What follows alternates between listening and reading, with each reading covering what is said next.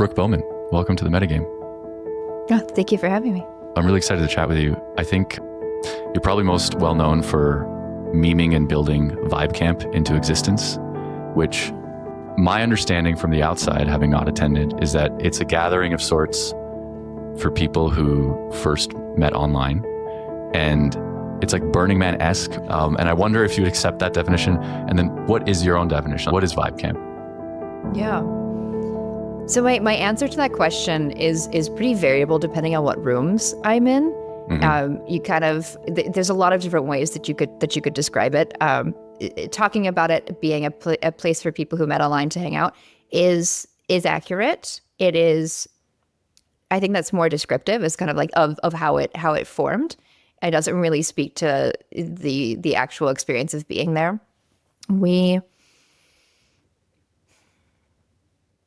Adult summer camp for like very smart, weird nerds kind of is one. I think that works pretty well. We spent a lot of time in the early years trying to sit down. We even met with some experts and things like that, trying to figure out what our principles might be. You know, like the Burning Man 10 principles. What that look like for Vibecamp? What are we trying to accomplish in the world? And we repeatedly got kind of not really nowhere, but never really settled on any one thing or any group of things that seemed to that the whole team kind of was in agreement on. And we realized it just needs to, it's an emerging thing. We needed to let it emerge. And I think that has been happening over time. We just finished our third year, and Ungated Life, maybe on Twitter, Rob Hardy wrote us a manifesto. And so on our website at vibe.camp, you can kind of see it's instead of the principles, they're the memes we live by. We kind of took a lot of things from the Twitter sphere that are Vibecamp, I feel like, is like pretty wholesome compared to some of the other parts that the Twitter sphere that we hang out in. But some of the memes are, like yes-anding people, hyping people up, helping each other out, things like that.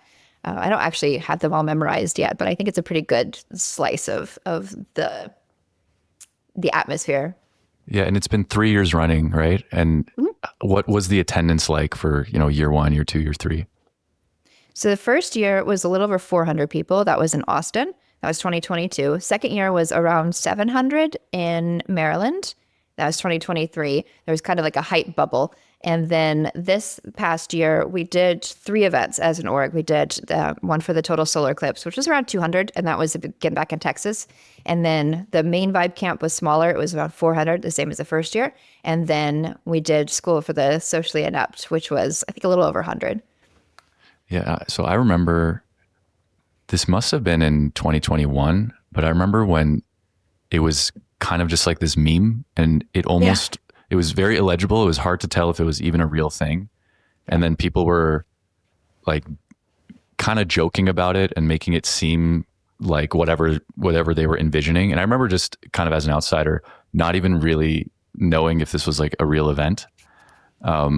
And I only just pieced that back together because I started to have some memories of like what it was like to be on Twitter at that time.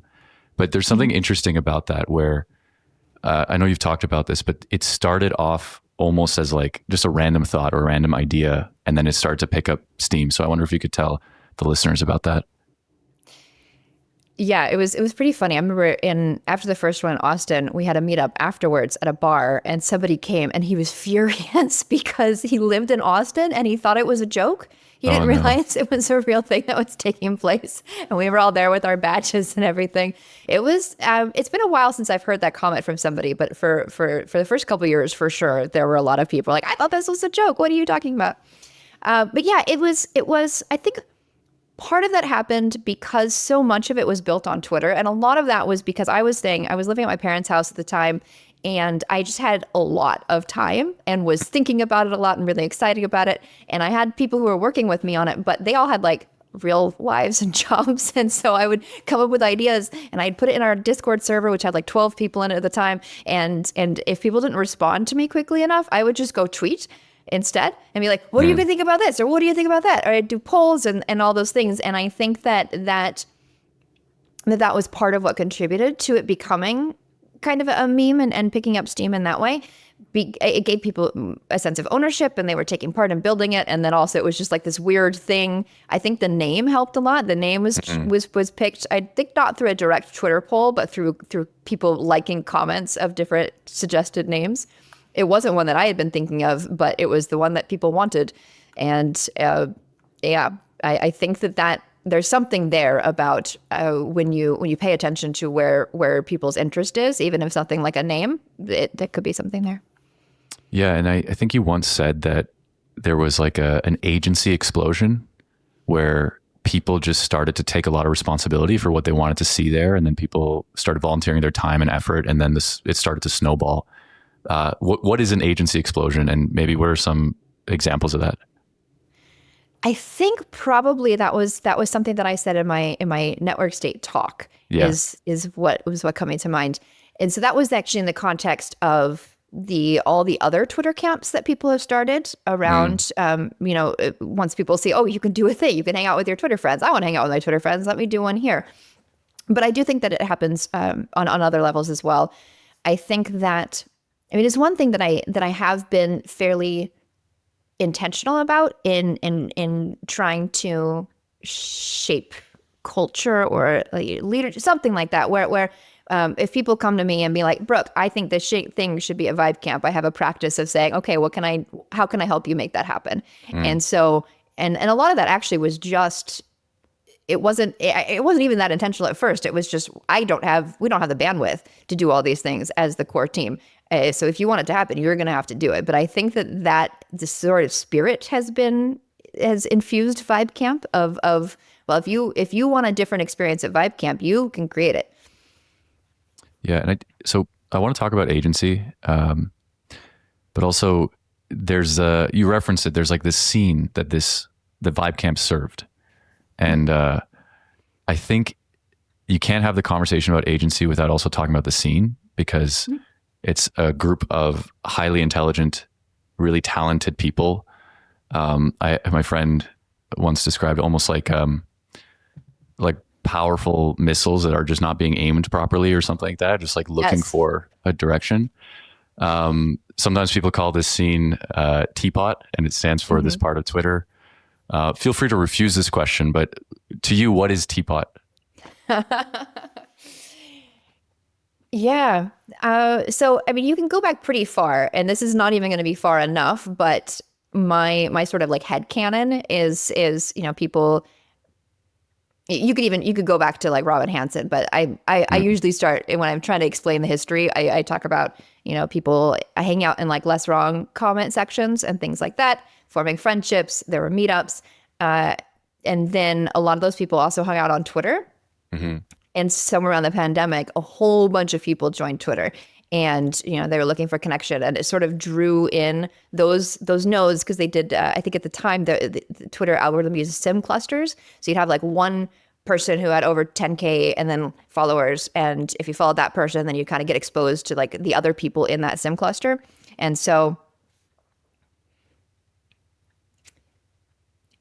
Then you had like the post rats. I'm going to do a terrible job at this, but started with rationality. Then there were like the post rats hanging out, which were like rationalists, but feelings, and except rationalists would get really mad if you say that. But that's sort of, I think, one way that people describe it. And then I think TPOT was kind of what happened when people started meeting in real life is where I put the line.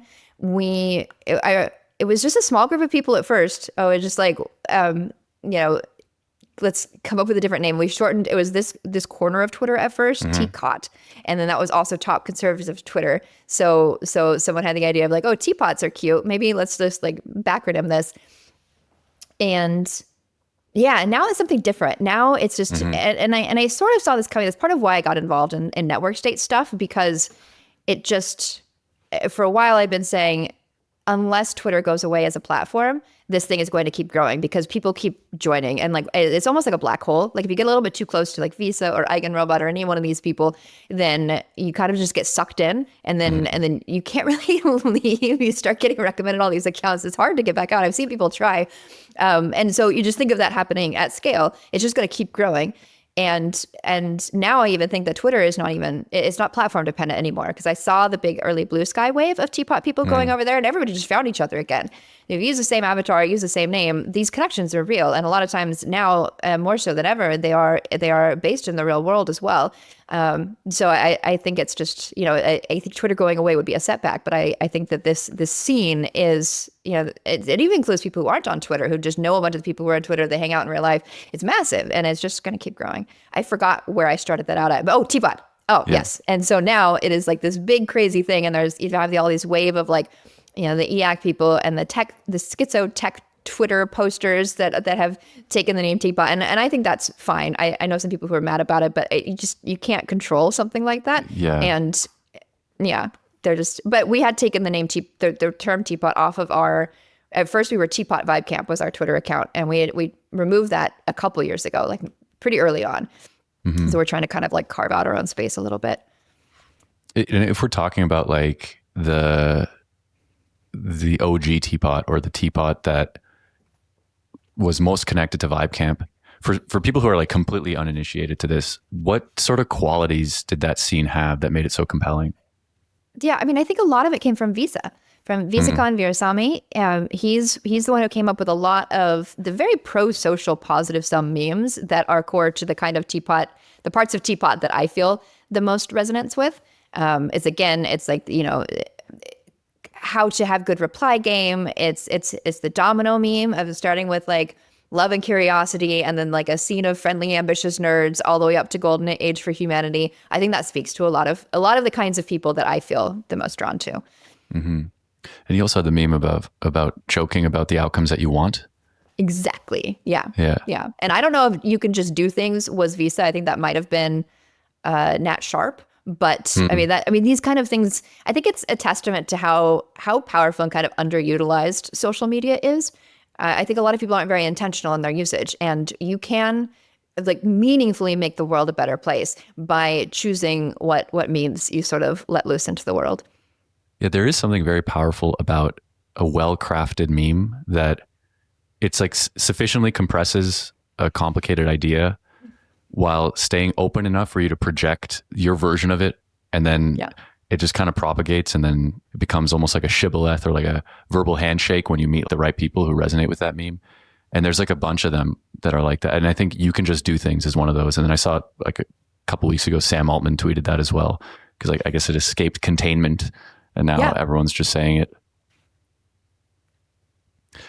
So I want to ask you about Bowman's School for the Socially Inept, which was the first time you did it was in 2024. And first, what exactly is it?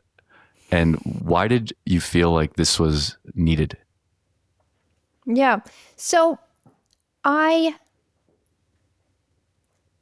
it's sort of like the guided missile thing that you said. I like that is something that concept is something I think about a lot. I have a lot of friends who are capable of so much and aren't really living up to that. And I don't mean in like you are not providing enough value kind of way, but they're not happy in the way that they could be. And I think I feel a lot of like my heart just really goes out to the people who are so kind and so smart and sort of trip themselves up by not really ever having been told or sought out how, and like basic things about like reading body language and things like that. And I think a lot of our interpersonal interactions are sort of can be boiled down to, it's really like inner work. It is what helps you do the outer work. And so it was kind of like a combination of like really basic and not so basic. There was a range, but like how to navigate conflict, how to like flirt, how to banter, how to do all these things. But then also like a lot of those things come back to like pay attention to yourself, pay attention to your conversational partner, and yeah, stress management and emotion regulation techniques. I think these things are all very interrelated. And I personally feel pretty strongly about it. I didn't learn that emotions were things that you felt in your body and not just words that you say when you had particular kinds of thoughts until I was like 18. That was the first I'd even like heard of that concept. And then it took me many, many years after that to start actually really being able to tell what was happening in my body, and being able to do that has changed my life for the better in incalculable ways. And so I see a lot of that sort of dissociation that I experienced for most of my life, and yeah, I see that in a lot of my like peers, and I think these are good things to teach, and they're not really being taught. Yeah, it's almost like there's these common bottlenecks that people have in certain scenes, or people who are quite like they've put all their skill points on some other dimension, and then they've succeeded as a result of that. Like I meet a lot of people in the Bay Area who are like this, where they're like complete outliers in some dimension, and they've got a lot of success as a result of that, but that might mean they're like bottom 10th percentile in a bunch of other things that are extremely important. Maybe when it comes to, in this case, you're talking about social skills and some of the more illegible, like complicated emotional dances that people have. I guess, what would you say are maybe like the top 3 things that people took away from it? I feel like I should have an answer for this, and I'm not sure that I do. That was coming at the end. So I had a month where I ran the Network Society camp, and then like went to Redicon, and then ran School for the Socially Inept, and I bit off a little bit more than I could chew and needed some recovery time, and didn't do the same sort of like debrief process that I try to do with my events. And also it was similar to Vibecamp in that there were a lot of things happening at any one time. So you can kind of like choose your track. We even tried to experiment with like having majors and minors of like, and they had silly names, and I don't remember all the names for them, but kind of like, some on improving your professional life, some on understanding your feelings better, some on maybe dating. I don't remember what all of them were, but so I would imagine that people had pretty different experiences depending on which sessions they decided to go to. I have another way to frame the question, though. That might help. If you could like wave a magic wand and get, the target audience, the socially inept, to just internalize 1 or 2 lessons, what might they be? Yeah. Well, one, and I think this came up with having chosen that name. I don't think that anybody is fully socially apt. I think that we had a lot of people go who've been kind of on the personal growth, learning how to do social dynamics journey for many, many years. People I would consider to be like active practitioners there, as well as people who are much farther behind. So I think that's one thing, is that this is a never ending journey. You can never be 100% flawless at social interactions. And I think that what I was saying a bit ago about how all of this stuff is tied to your internal experience. Like you can't get good at social interactions if you don't start to understand what's going on in your own body. And then, I feel like I said all that, but paying attention. Everything comes down to it. That was one thing that I actually was surprised to notice when I was going over with some of the hosts what sessions they were planning on doing. A lot of them really boiled down to just pay attention. Sometimes that's pay attention to you, and sometimes that's pay attention to the person that you're speaking with. I wonder if this could be applied to the example where, when you're at like some sort of social event or house party or whatever, and then somebody does something that significantly alters the vibe, maybe makes it better, maybe makes it worse. And then you just notice that maybe only a subset of the people there like clocked it or like recognized it. Yeah. Maybe you can exchange a glance and be like, oh, we just saw what happened. And then a bunch of other people they seem numb to it. What do you think is going on there? Why is it that some people are sensitive to what's happening in the vibe and some people are not? Yeah. I mean, I do think that is a skill that you can develop. And I think a lot of people just haven't prioritized it. And I think that a lot of people are just like really detached from what is going on in their body. Like, I think that, I was, as you know, but maybe some of your listeners don't, I was a heroin addict for many years. And in sort of reflecting on what kept me there, there are a lot of reasons, but I think that I had no idea how many sensory sensitivities I have. And I think, I would describe heroin as like a warm washcloth over my mind. And I can feel it now. If I am in a room and there's too many conversations happening around my head, I can start to feel the static building up in my brain. And if the lighting is like too bright and too direct, I notice it. And I will be in a room where I'd be like, hey guys, we need to change this light. Everybody be like, oh my God, thank you. I didn't even notice how bad that was. And so there's really I think that it's hard for me to know like how many people are just like really just don't, that they're just not affecting them at all. I kind of suspect it affects people a lot more than they realize. But I think a lot of people just haven't really kind of dug down to the deeper core of like what their body is actually doing in any given moment, and like where like, oh, there's I'm kind of like not feeling great now. I wonder what that's from, and like identifying what around them could be impacting that and like how to fix it. A couple of things. So I was smiling there because I remember years ago, my friends, we were playing this game, like describing each other. And it was like, so-and-so is most likely to blank. And then all my friends said that Daniel's the most likely to put a t-shirt over a lamp in order to improve the lighting. And Yeah. it was just exactly the same experience where I would feel it, and then it seemed like it didn't bother anybody else. And then when I would do something about it, then everyone would be happy about it. Yeah. I think what you're speaking to there is maybe sensing the vibe is something like sensing what you're actually feeling internally in your body. And then if you're closed off from that, or if you're doing your head, or if you're thinking about what you're going to say next, you're just not alive to that channel. Would you say that that's basically like the 80-20? It's just being more somatically sensitive? I do think so. And I also think that some people are just, I don't know, as the highly sensitive person, whatever you want to call it. I think that some people do experience things more strongly, and it's probably easier for those people to kind of like tune in to those signals. But I do think that, that it's somatic awareness is a thing that is really lacking, and that a lot of people struggle with. And I think don't realize how much their life would be improved by becoming more somatically aware.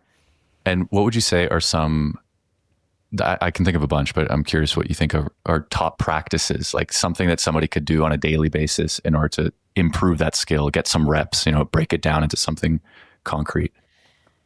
Yeah, I've sort of phased in and out of things. I don't have any, I never really sat out to like go research what practices are recommended, but I have little things that I have done at sometimes more than others. One that helped a lot was actually having a smartwatch and watching my heart rate while I was watching TV shows and movies, because I could see if something scary happened or it was intense, my heart rate would go up, and that was a clue like, oh, something is actually happening in my body. And then I could pause to like feel what was happening. That helped a lot, and to be able to put numbers to things, because I think I had a tendency to just be like, no, I'm fine, nothing's happening, I'm fine, I'm not, and that was sort of I don't know, maybe a stress response. I think some other things, I think what actually made the biggest difference for me personally was deciding that feeling good was okay, and was actually not just okay, but was something that I should seek. I had this idea that there were so many other things that were more important in life, and you had to like follow your values and do the right thing and do all of this, and those were kind of separate from feeling good, and that it was somehow a lesser goal to feel good. And then when something shifted for me, where I started just doing things that felt good, and there's always kind of a balance. You can't forever do only the things that make you like feel good in that moment, but just allowing myself to just seek joy in far more moments than I ever had before made a huge difference, because then I was paying attention to it, and that had all sorts of second order effects. Like I realized with social interactions, a lot of times I would stay, I would keep hanging out with people if I just felt fine. That wasn't enough of a reason to leave a dinner party or to do whatever. But I realized when I started like breaking those kind of like my experiences down a little bit more granularly, I never went from feeling really good and having a great time straight to being in a bad mood or having an actively bad time. There is always going to be this sort of like intermediary step where I am just like, I'm not having a bad time, but I'm not having a great time. And that's when I can change things. And that's I think a really crucial time when like other people are probably maybe feeling that too. But even if not, like I can go for a walk and come back and be having a great time again. And then I never get down to like having the bad time as long as I am like careful about following, fixing something. If it is okay to go and change things, even if you're not having a bad time, if you're just like, fine. Yeah. And I think what you might bump up against if you start practicing that is maybe deficiency in another skill. Like the one that comes to mind is you're in some sort of social event and it's starting to feel like mediocre, and then you want to change it, but you feel like that's going to disrupt things for other people or create conflict, or might require you to be articulate about your needs in a way that you're not used to. And then you start to realize that there's all these other sub skills that are involved. Yeah. And the cool thing too, especially at a place like San Francisco, where there's a lot of sort of leeway given to people with unusual brains. Yeah. I've noticed that when I'm at a party and I'm just like, oh, there are too many conversations happening around my head, then like several other people might be, yeah, me too. And they will suddenly feel like they have permission to go change their environment or go for, like, I've had a few people who were just like, wow, I didn't know you were allowed to just like leave a party and take a walk. Come back. So it's almost like you are by doing that yourself, you are giving other people permission to do it for themselves, who then might do that for other people. Yeah, that's beautiful. And it goes into a question I have for you, which is, I mentioned this earlier, but I feel like we play recurring archetypes in the different scenes we find ourselves in, or different friend groups, or just there's like a fittedness to our social affordances, and then the way other people treat us, and then where we feel like we're giving our best gifts to the world. And I wonder, but by your own like self-assessment, what would you say is your primary archetype?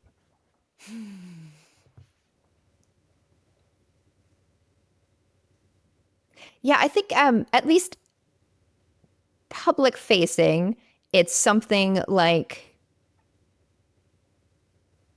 very bubbly, high energy, happy, friendly, welcoming sort of fairy creature. And I do get people every once in a while. I live in a big group house, and sometimes people come stay there, and then they might be a little bit surprised because I'm actually pretty introverted at home, and I do a lot of things in order to build up energy to be that kind of character when I am out more public. Well, it depends on where I am, but yeah, I think that's probably at least what I have in my head. Well, I don't know if that matches what you. Yeah. I want to go like a couple layers deeper. So if I were to ask the 5 people that know you the best, what is Brooke's unique gift in social environments or in her community? Do you think they would all converge on one thing? And do you have an idea on what that might be?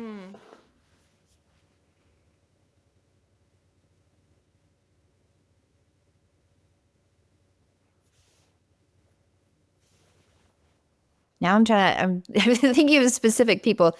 I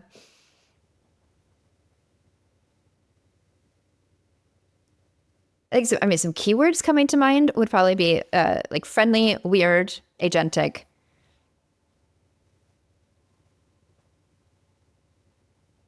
I think those are pretty good keywords. I don't know if those, yeah. I may not, I feel like I'm not doing a good job answering this question. Well, you know what? It's actually famously difficult because the thing that you're doing is going to be effortless and invisible to you. And so it's actually really difficult. I just thought maybe you've received like a ton of feedback from people. I can tell you what impression you give, like digitally and also in person, because we've met a couple times. And I think it's something like, so it has to do with the thing we were just talking about of sensitivity to like a dimension of experience that maybe not everyone is tuning into. And I think what that does is it creates like a sense of safety and permission. That was a word that came up earlier. I think Alex Ebert said this, but he had this term called like permissionary, where you're like going around and giving people permission to see sides of the map that they kind of thought were there, but maybe didn't know that you could actually look at. And then obviously connector.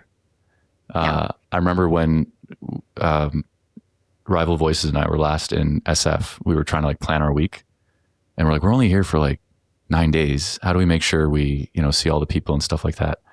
And I remember just on like day one having the intuition. I was like, oh, we just gotta meet Brooke. and then she's gonna like invite us to all the events and stuff. And you literally did that. Like we ran into you at Zeitgeist without us even like saying anything. You literally did exactly that. And so at least that's been my experience of you. I wonder how that lands though. Yeah. Yeah. That does land. Now I'm kind of thinking, I guess, introspecting on why I didn't use the word connector or super connector or something, because that is, I think, like that and like sort of bridge builder or something in that direction too are probably qualities that people would or like have pointed out. I got this idea initially from Alexander Bard, who was actually the first guest on this podcast, and he said it's your community's job to tell you what this is because you're not going to figure it out on your own. So, yeah. And then this goes into the question of like how to make friends, because I feel like this is something you're probably world class at, and you probably have some interesting thoughts on it. But so just at a general level for people post college, let's say, or adults, how would you recommend they make friends? Yeah. So one day I'll do some long form writing on this. I haven't really sat down to sort of distill what works for me into easily digestible lessons. But I had a moment where I realized I had spent my entire life kind of just like waiting for friends to drop in my lap. And I realized that was like, I was it's just hard to make friends as an adult. But also I hadn't done any of the things that people recommend you do to try and make friends. And so when I moved from LA to my parents' house in Reading, and I did everywhere I went, if somebody seemed cool, I would try to get them to hang out with me. I was passing notes to cashiers at drive-thrus with cool tattoos. I was like, I was people on the internet who seemed cool. Like, all right, you seem cool. Like, how can we hang out in person? And just every sort of interaction. I didn't hold the line between digital people and IRL people. I know a lot of people consider their online friends to be somehow separate, and they have a line there, but I was just like, anybody who seems cool, you are on my target list. So I'm going to try. And most of that did not work out.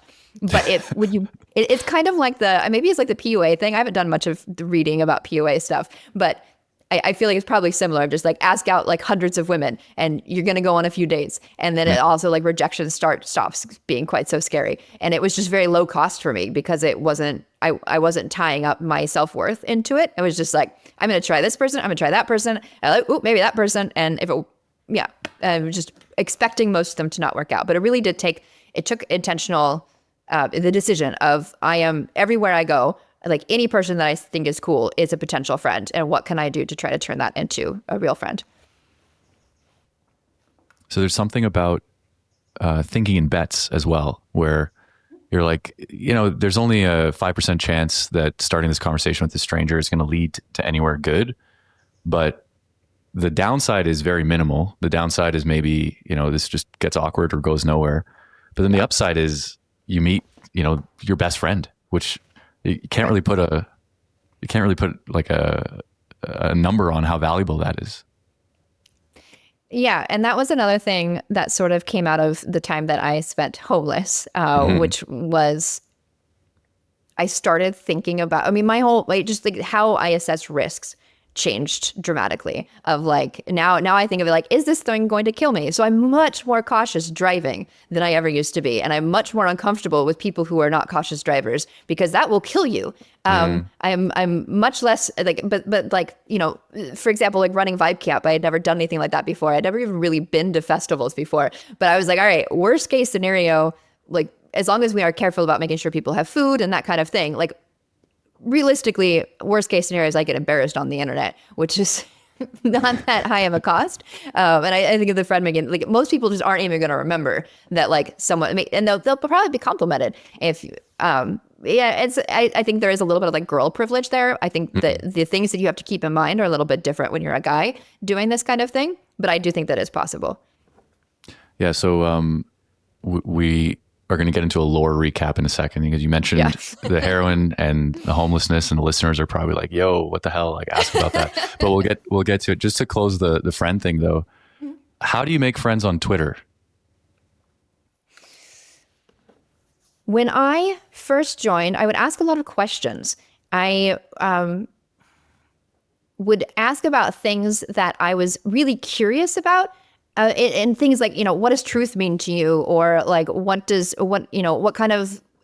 gives you meaning?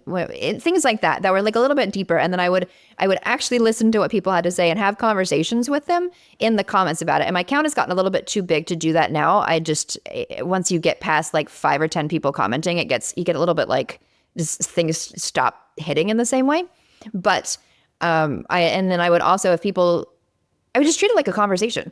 If I'd see people tweeting things that I thought were interesting, I would ask them questions. We would talk back and forth. We would laugh. We would make jokes. So I think a lot of people go on Twitter and they are either putting out stuff into the world as like a broadcasting thing, or they're consuming information, and they're not really treating it like a dialogue. And it can be, especially if you find like the smaller accounts that are just talking about random things or thinking about, there's tons of opportunities to kind of do that back and forth. And if you do that over time long enough, you start to build relationships, and they are real. They're not as high trust as ones in person are, but it gives you sort of a jumping off point. And I think group chats are also pretty good for, if you are doing big top of funnel, like I'd like to make friends.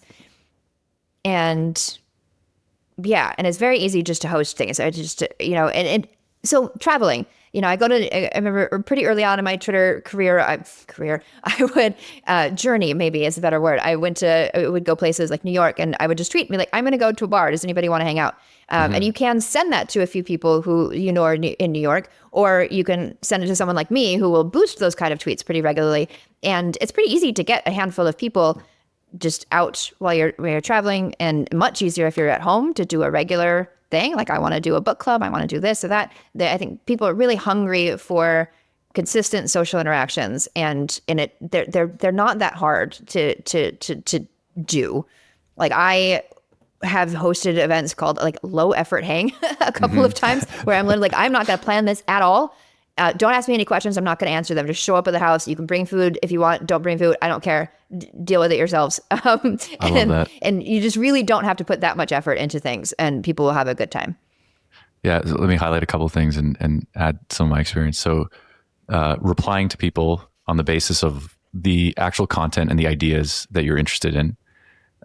Something I've also noticed with that is sometimes you'll reply to a tweet and then you start having a conversation, and then it just makes sense to like get a room. And so you start DMing, and then this person just becomes kind of like someone else that you're texting, but in a way that's, you still see their like little anime avatar picture or whatever. You don't know what they look like. You don't know their gender or anything like that. You just know that you connected on the basis of some ideas. And there's pros and cons to that. But one of the good things is, if you connect on the ideas, you might connect on values, and then you might find people who connect with you in an insanely deep and niche way, which has been my experience. Like, some of my best friends I've met through Twitter. And then the other thing there is taking some initiative to bring things into real life, because everyone wants that. But I think people are bottlenecked on maybe the courage or the initiative to actually start something like that. And I love the idea of the low effort hang. I think I'm going to call my next house party that. Yeah. So, okay, let's go ahead. Oh, just as a side note about the low effort hang, it was actually really interesting because I think there were probably a few other variables there, but I felt like that one actually went better than some of like the themed parties or dinners or whatever that I've done. I think, especially, the house that I live in it's pretty grand. And I think when you go into an environment like that, you're a little bit more likely to be just a little bit more upright. And this is the because embassy. it was, yeah.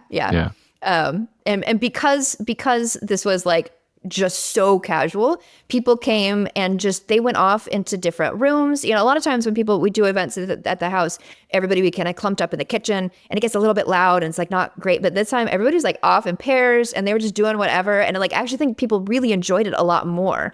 So it's really interesting to just play with things like that, like knowing that people are largely going to have a fine time, and you can keep doing these things. It's like pretty low cost to if people just have a fine time, like that's not a big deal. Your reputation isn't going to be ruined.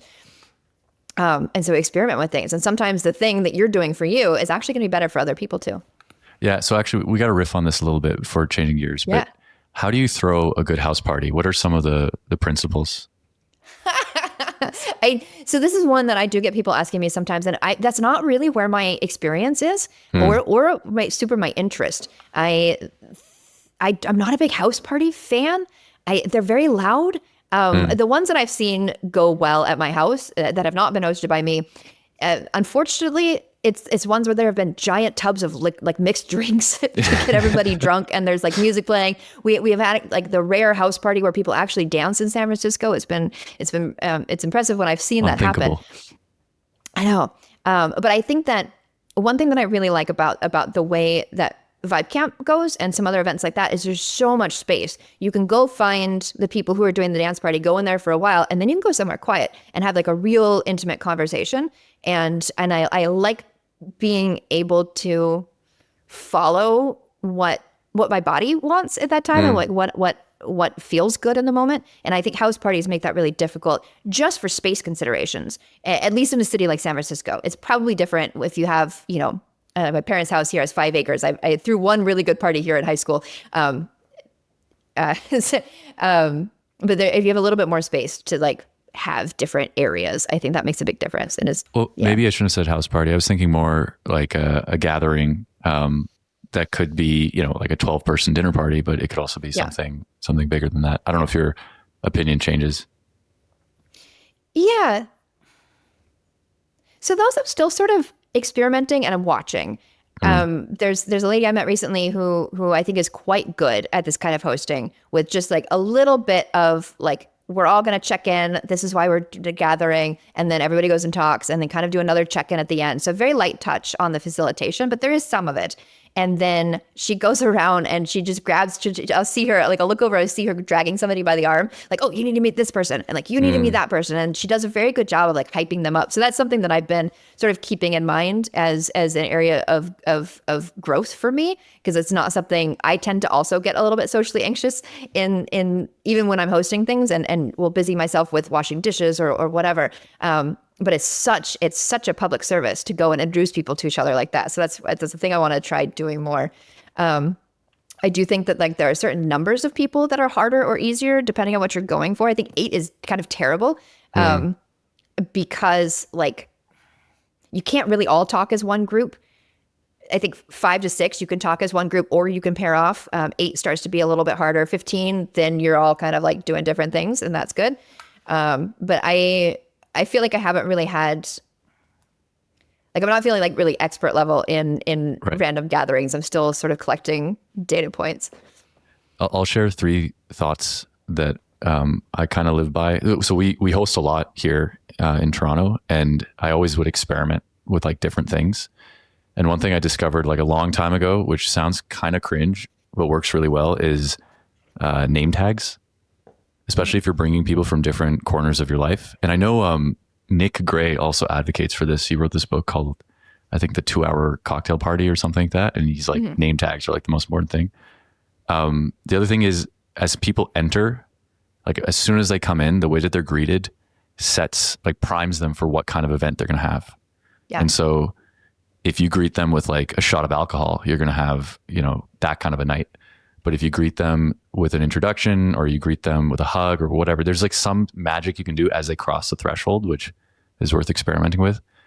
And then the third thing is, I remember hearing a cognitive scientist once say that you should break things down into 3-act structures because you'll remember it better and the whole experience will be a lot richer. So maybe you play a certain genre of music for the first hour, and then maybe the second hour the genre changes, and then your Philips Hue bulbs change or something, so like it's a lot more dim or something like that. And then maybe for the third you go to the rooftop or something like that, and those are the nights that everyone remembers. So that's just like a little hack that we play with. Yeah, that's super interesting. I haven't heard of that. Yeah. Okay, so I want to do a lore recap. You had this tweet, this is from a while ago, but I really liked it, where there was this like thing going on where you say like, hi, new followers, here's a quick lore recap. And then it's a bunch of bullet points. And I'll put this in the YouTube video, but I'll just read out the bullet points right now. First one is, be me, average white middle class upbringing, commercial fishing in Alaska widens worldview, rebel, punk, indie, anarchist phases, then use drugs to broaden perception, try heroin, 10 years later, quit heroin, become homeless, pick up crystal meth. Next, and this is the most compressed one, fix brain. Next, log on, make lots of friends, and then hosting era, which I think is where we are now. Are we in the hosting era? I think we are. I think we are potentially nearing the end of the hosting era, but that's TBD. Yeah. So this is wild. This is quite the journey, quite the adventure of life. And there, like there's some of these where you just compressed so much into one little bullet point. So I'd love to explore this a little further. And I think a good place to start is, and I know you've talked about this before, but you started using drugs pretty early, and in the beginning they were kind of a positive thing for you, right? Like it expanded your brain. And so the bullet point where you say use drugs to broaden perception, I'm assuming that's what that means. When was this in your life, and what was it like? Yeah. I up until 5 years ago, however long it was that I got out of that life, my from 17 up until 30 or so, but it can be kind of broken off into which was my drug of choice at that time. I started using MDMA when I was 17, and that was like once a month. It was accidentally very therapeutic. Like, I didn't set out to do this on purpose, but I was living out in the middle of nowhere, and we weren't really, like, there weren't big music scenes, rave scenes, things like that. We were in a small, like, dimly lit room listening to like Postal Service and talking about our childhoods and like how much we liked each other and things like that. And it was Beautiful. I had gone, and so in high school, a lot of people thought I was doing drugs well before I ever started. I was weird. I'd like kind of a personal space bubble that you could see with the naked eye. Didn't like physical touch. Didn't. Yeah. I one time somebody tried to hug me and I curled up on the ground in the fetal position and carried around a pillow everywhere, like a security pillow. I was an oddball. And it was within a couple days of my first time doing MDMA. I had one of my good friends from high school, because I was hanging out. The drugs were with an older group of kids that were not at my high school.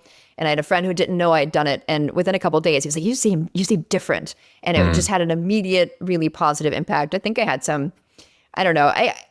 It's weird to say like childhood trauma, because my family was I did not come from a broken home. There was no drugs in the house. There was no violence, that kind of thing. But I think, a deeply sensitive person in an environment that didn't really accommodate that very well. So it was pretty dissociated. I think MDMA is what started me on a path of like, oh, feelings are okay and feel good, and people are okay, and that kind of thing.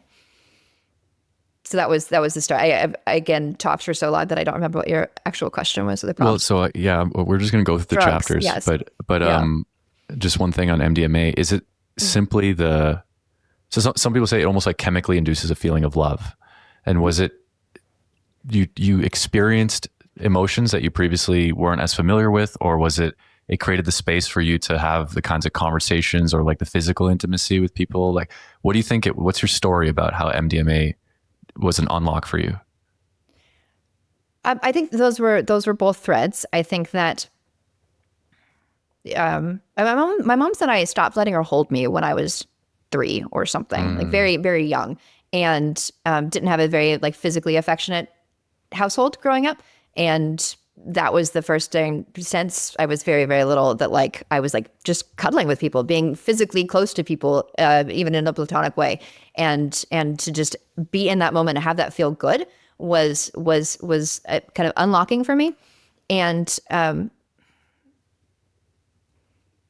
think also it was a self-esteem thing. The people that I was hanging out with, I thought were really, really cool. They were like hipsters back in the day, and one thing that I liked about MDMA compared to alcohol, when I drink, I will sometimes end up hooking up with people that I don't even really like as a person when I am sober. MDMA, I didn't like, there are people that I disliked that I could be on MDMA around, and I didn't suddenly start liking them. It didn't change the nature of the feeling that I had towards people. It just amplified feelings that were already there, which felt a lot more authentic to me. And I hanging out with these people and like really just talking about like how like all the things that they liked about me and all the things that I liked about them had a really big impact on my self-esteem. Yeah.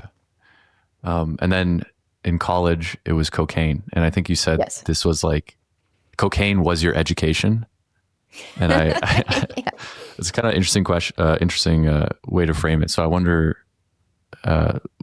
how can cocaine be your education? How are you educated Yeah. by it? Yeah.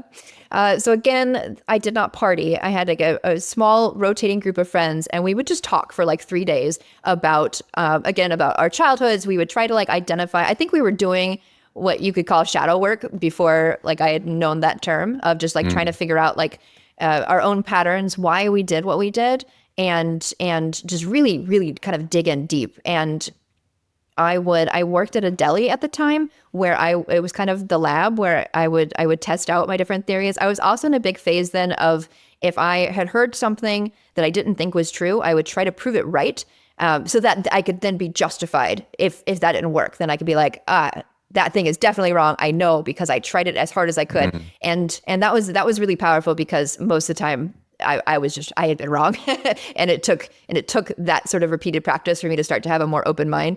Like an easy example that I use to describe this is like I remember reading back then that when you smile more, you end up being happier. And I was like, that's bullshit. And so then one day at work, I smiled a whole bunch, and I had a really good day. Yeah. But so doing, yeah,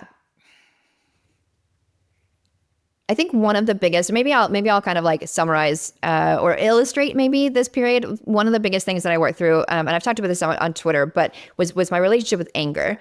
I for a long time, one of my biggest goals, I just didn't want to be like my mom. I hope she doesn't watch this. Oh gosh.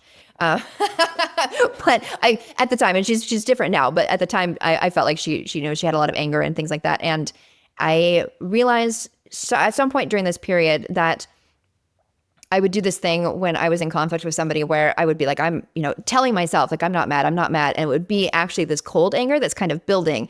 And once it reached a breaking point, I would say something that was kind of perfectly calculated to really deeply wound that person. And it wouldn't even necessarily be something that I had believed was true. Certainly wouldn't have been something that I would have advocated saying when I was in like an unaltered state. I feel like those very strong emotions are kind of like being in an altered state.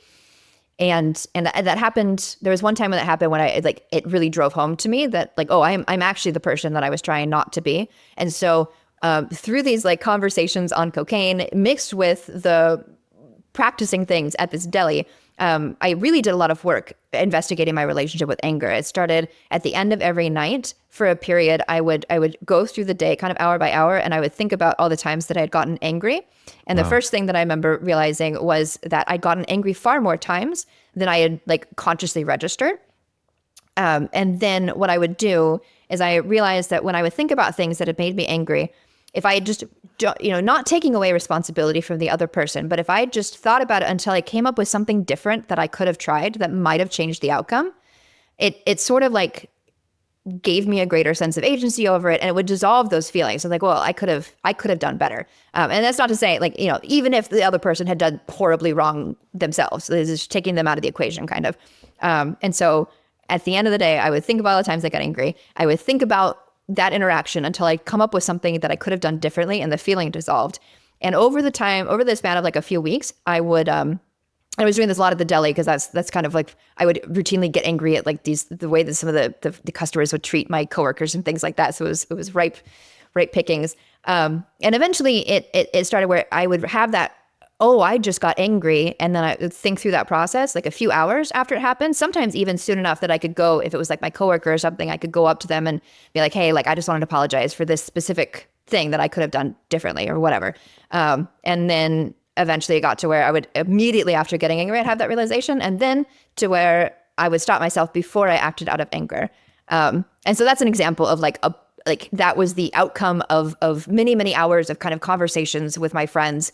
And I think that, I'm wrapping this up, but I think that, it takes a certain amount of time to form new habits or beliefs of just kind of like repeated exposure, thoughts, that kind of thing. And I think things like cocaine actually, and I've been meaning to do real research on this. I think there is something there about dopamine increasing plasticity.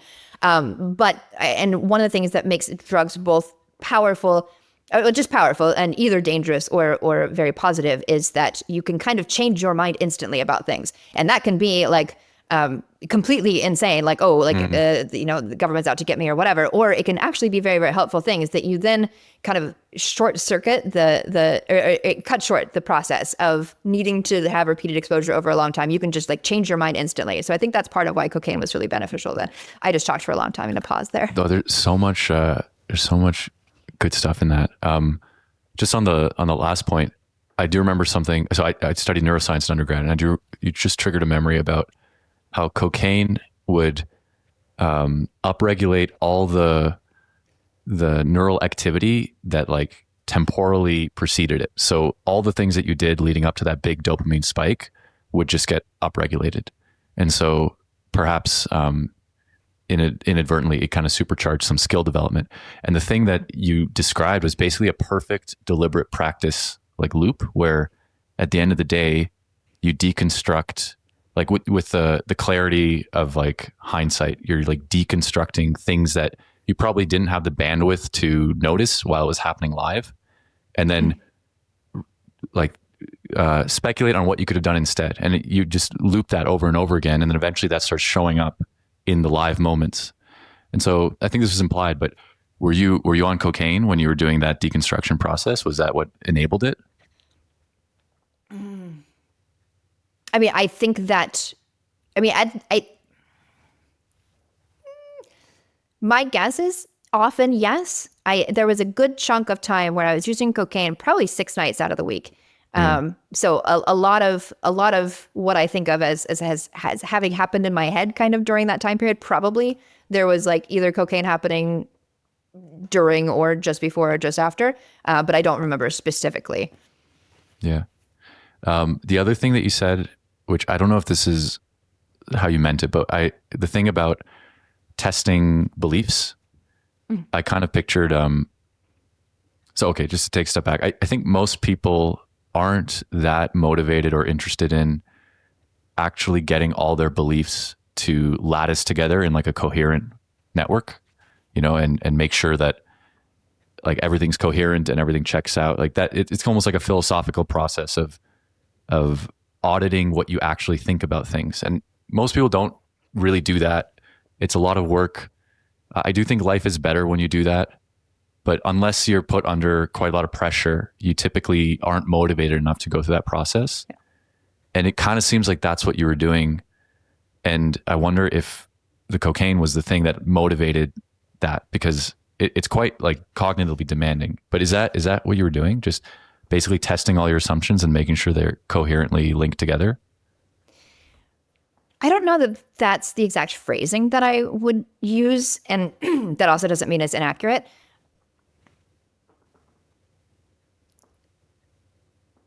So in junior high, I remember having a moment where I looked around. I was like, other kids are smiling more than me. That must mean they are happier. And that was kind of like the first moment I remember breaking out of kind of like the default mold that I had been in of like, that started off like a whole series of events. Like I looked around, I was like, okay, who's smiling the most? It's the popular kids. I'm going to go become one of them. And then I like achieved some, modicum of success joining, getting accepted by the popular kids. And then I was, actually, they're not happier. The only people who really like them are them, and they kind of do terrible things in order to maintain their status in this group. And so then I would kind of like, okay, well, what is the best way to be human? I think it's being really smart. And I would often do a thing where I would get the person that I thought was like the guy that I thought like exemplified whatever trait I was in the moment looking for. If I could get him to date me, that meant I was also like that thing by proxy. So got like the smartest guy in my freshman class to date me. And then also like, well, no, he's kind of a jerk too. This isn't the thing. But anyway, so I would pick out a subculture that I thought sort of contained like a class of traits that I thought might be the best way to be human. And each time I would sort of get accepted by them, and then see the sort of the cracks would start to show and become disillusioned. Like, okay, that's not the best way to be a person. But I think that the stuff in college, I kind of wrapped up this like really active like subculture hopping thing.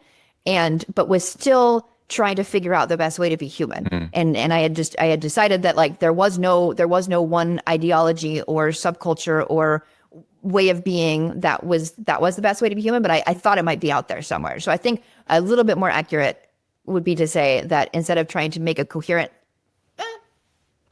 Maybe that is still accurate. But yeah, that was the motivating thing that made all of this like cognitively expensive work. Right. So you were searching for how to be. Yeah. Yeah. And you were sampling all these different perspectives and philosophies, and it was a bit cocaine fueled. And after this was when you started heroin. So maybe how did that even happen? Like, how do you go from drug to drug? All right. So heroin and meth were two that after I started doing drugs, it might be fun to back up just a tiny bit. One thing so I was really against drugs for a long time. It was part of DARE. I like won an award for like an anti-tobacco TV spot that I made. And it was watching Empire Records. That was the moment that I became open to doing drugs, because prior to that, I rewatched it for the first time since childhood recently, and it's such a minor plot point. But Liv Tyler, her character in it, starts using amphetamines to do homework. And up to that point, I didn't see the purpose or value of doing drugs. I was like, oh, it just ruins your life in order to feel good, and feeling good isn't something to be sought. But if I can like get more homework done, then that at that point I started researching drugs, reading about like the risks and different ways to take them and stuff like that. But it was still a little while before I didn't seek them out. But that was where it shifted. And even after that point, I was like, no, I think that I have an addictive personality. I can never do meth or heroin. Those ones don't have enough upside to make the downside worth it. And it was kind of like little steps along the way. Like one time I did MDMA with that group that I was doing it with in high school, and it was really, really intense. And I was kind of just like out on a couch, and I was like, this is very strong. And somebody was like, oh yeah, it had heroin in it. And I was really mad because it was like, that I had said I was never going to do this. And I don't even know if it did have that in it. But that kind of, there's sort of little gradations. Broke the ice in a way. Yeah. Yeah. But in college, I wound up, and this was I don't regret this night. It was a phenomenal night. It was with these two guys, and this was again another big moment that was really impactful for my self-esteem. It was my first threesome, and we were doing speedballs, which is a mix of heroin and speed, and it does feel quite good. And they were, they were just like I'd be with one of them, and the other one would be like painting us, and they were like almost like worshiping me in a way that I'd never experienced before, and it was an incredible night. But then after that, I was similar to how I had been in a phase where I would try something out if I thought it was wrong in order to justify believing that it was wrong. I was also in a phase where there were a number of things that I did because I had no ability to really model the kind of person who did them. And so I wrote a long thread on that. I don't know that I really stand by the writing anymore. My personality was pretty different when I got off the street, but I wrote a really long thread on my experience with opiate addiction, and I talk about it in that, where, I decided I wanted to know what withdrawal was like. I thought that I was like somehow better than the kinds of people who would get themselves addicted to heroin. And I thought that I could handle it. And so, I tried it that one time with those guys. And then after that, a good friend of mine who was part of these like cocaine conversations and really sort of kickstarted a lot of the personal growth that I was doing in college, he started using. And I think it was like opium at first, which has less of like a sort of like societal negativity around it. But I was like, all right, I'm going to smoke for 2 days. I'm going to see like what withdrawal is like, but it wasn't enough time. I didn't get any withdrawal symptoms. And so then I smoked for 2 weeks straight. And then I got withdrawal symptoms. But I think what started happening is after about 2 years of doing cocaine pretty regularly, I started getting bad come downs. I'd never gotten them before. I started getting headaches and things like that. And I realized that opiates were a thing that made the headaches go away in order for me to keep doing this work that had been very valuable. So that's when I started using a little bit more actively. And then I moved to LA with a guy that I dated for many years. We moved together. He had never been part of that cocaine group of mine. And we had never really kind of had the sort of conversations that I've been having with those people. And when I moved from Santa Cruz, I lost that friend group, and I didn't know how to build it up again. I didn't know. And that's one of the reasons why I'm so in favor of like reaching a wider audience with Vibecamp and getting more people involved in this scene instead of kind of like hunkering down and closing walls. Because I think that at that point in my life, if I had found the kind of people who are like intellectually curious and trying to figure everything out, I think that my life could have gone very differently. Right. But instead, I just sort of stopped having those conversations, which meant I stopped thinking about those things, which meant I stopped believing those things. And I think that having had this like moment of like everything makes sense and everything's like so beautiful and magical and all these things, and then sort of losing it, I think that's what really sort of started what was like a very, very long, slow slide into depression, and what I was part of what I was treating with the heroin.